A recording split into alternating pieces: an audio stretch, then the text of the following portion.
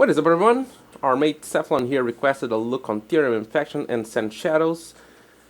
And the thing is, we had an update about 2 months ago that changed their duration to kind of match our ability duration. It's going to be based on that. So our base 100% ability duration on our Warframe is going to give us about 15 seconds of our Sand Shadow duration. And that is pretty nice, and I already have to tell you that there is a bug. And it is a bug for good, thank God. Thing is, the duration is bugged, and we're sometimes, more than often, getting a much higher duration than we're supposed to get with our Sand Shadows, and that is really good. We are limited to 3 Sand Shadows. That's a shame, but it's still very interesting. They're, of course, always using Desiccation Curse, so we're getting more damage, we're getting 2 times damage. That is always good. Now there's a few things we have to notice here.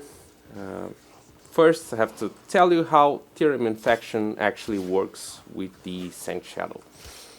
And not only with Sand Shadow, but with your summoned allies, and that is that Theorem Infection actually makes your summoned allies to take a snapshot from your best buff, let's say.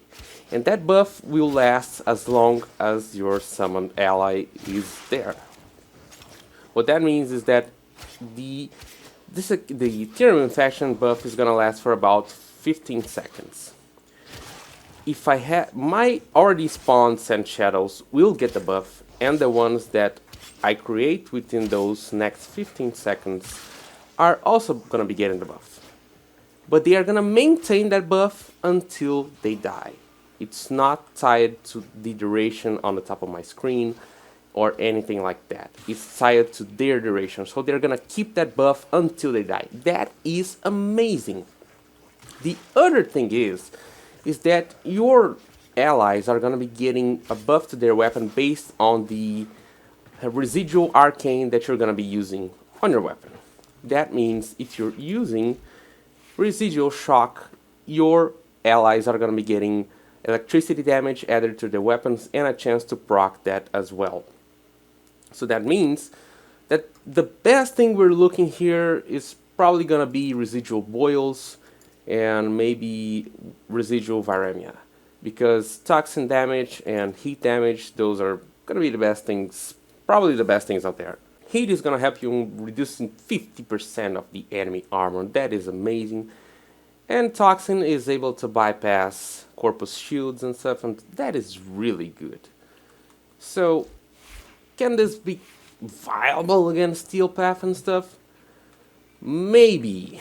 It's a very kind of niche stuff to get going, but yeah, I think it's super interesting. Last time I showed you guys something about the Sand Shadows and Theorem Infection. People were complaining about that it was kind of hard to see how much damage the butchers were dealing, and I kind of made a list, always going with butchers to keep a control, of course, and that's gonna be of how many hits they need to kill another butcher, that being a Sand Shadow against a corrupted butcher. A normal Sand Shadow with no buffs whatsoever is gonna take around 6 to 7 hits to kill a corrupted butcher. With a Roar, it's gonna be around 5 hits. With Theorem Infection fully stacked, it's gonna be around 2 hits. And with Theorem Infection and Roar, it's gonna be a 1 tap, 1 shot for each butcher, and that is really nice. I'm gonna leave a butcher here, killing some stuff so you can see. Of course, all the tests weren't using, or not having neither heat or viral, as those are great tools that we can use to maximize our Sand Shadows damage. As you can see, there were quite a couple of hits there. Let's use our Roar. Make sure he gets going. 1, 2, 3, 4, and 5. Okay, now let's get our Theorem Infection going. Okay, I'm not gonna... Every time we proc one, we're not getting the full 15 stacks. You're probably gonna get around 11 stacks. And so be ready to Already look for a second one to spawn if you want to get it fully stacked. Okay, already got a proc here. Let's see if he can get here because he's still buffed by Roar. Roar doesn't work the same way as Theorem Infection. When the buff wears off, the Butcher will be weaker. Let's get our new Butcher going. This one is gonna be pretty darn strong. Yeah. 2 tap. 1, 2, bam, pop.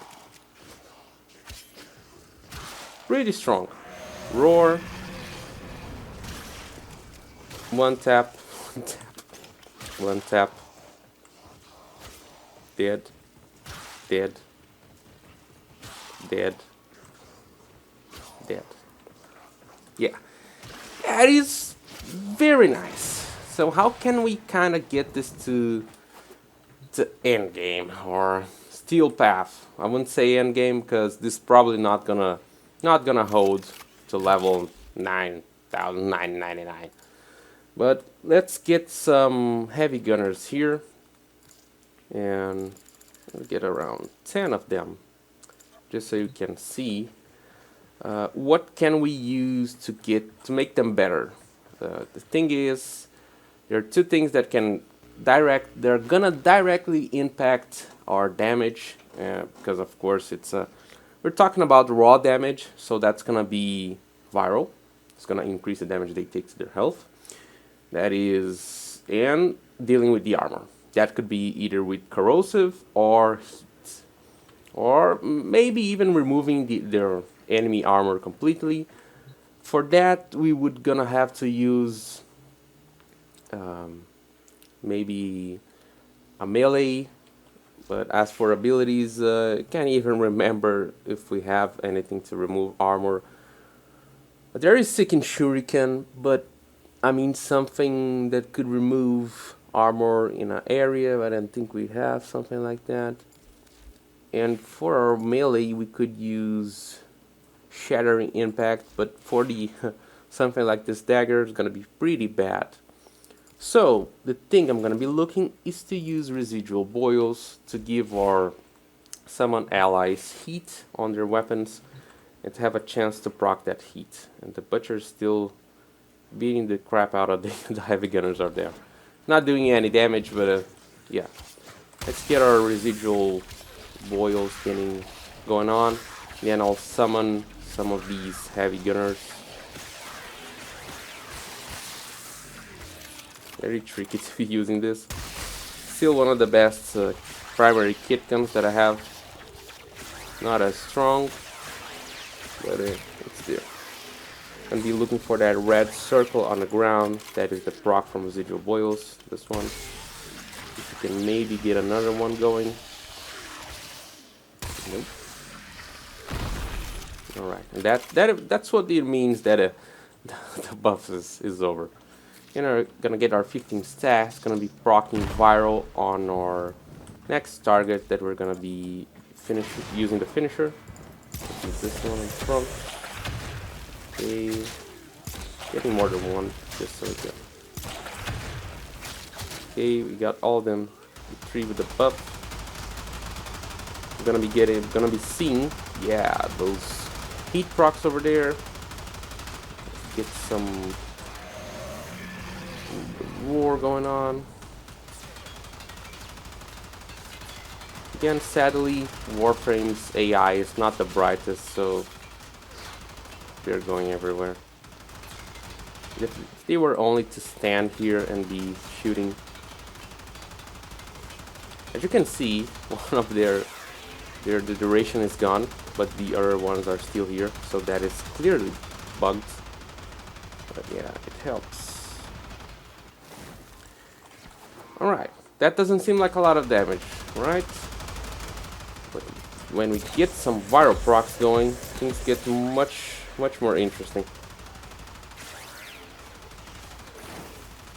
Yeah.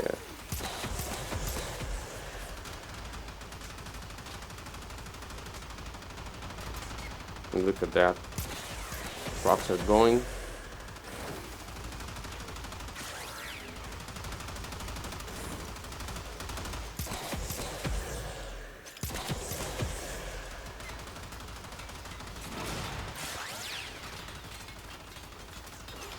Yeah, I wonder what can we do with Eximus units. I haven't tested this before. Will Eximus units actually get their buffs and stuff? I think this will be interesting to test. Let's do it right now. Got a shock, a blitz. This will be interesting. Yeah, this one. Okay, he can't be. Okay, let's come out now.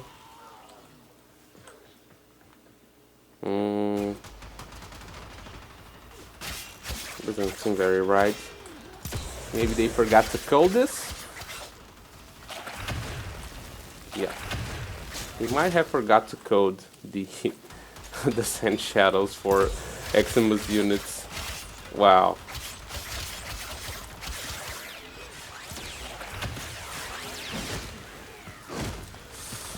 Yeah. This is a shame. This is really bad. Either they forgot to code this, or they thought it could be too OP. I'm not sure, but I think they forgot to code this. They even forgot the Sand Shadows was a thing. Dude, this would be so nice. Or maybe it didn't work. It was always like this, you know. It never worked with Eximus. But yeah, you can get an interesting amount of damage against these guys. It's not gonna be like super OP and amazing, but it's definitely something very interesting and something you might want to consider trying next time you touch Inaros and stuff. I find it very interesting. I'm gonna be trying some more stuff to see if I can maybe get an interesting combo or something like that for now.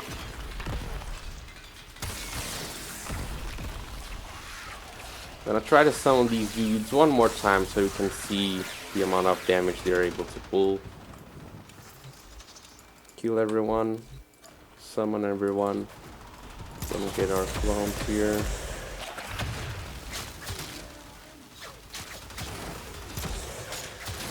Okay, buff everyone and get the viral procs there for them to work. Melting that one. Melting that one over there. Yeah. It's getting interesting. Not still the thing that we're looking for, like a minion build, but still it seems like we're in progress.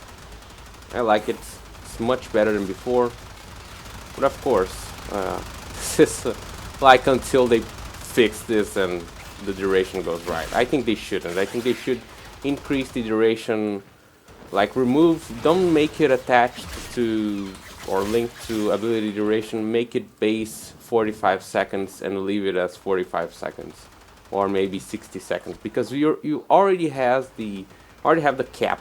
You can only have 3, so there's no point on getting all those restrictions there. It would be a much more fun gameplay. It's nice to have minions around you to help you with stuff. It's very nice. So yeah, I think that's gonna be the video for today. Thank you very much for watching. Leave it a like if you enjoyed the video, and I'll see you in the next one. Bye!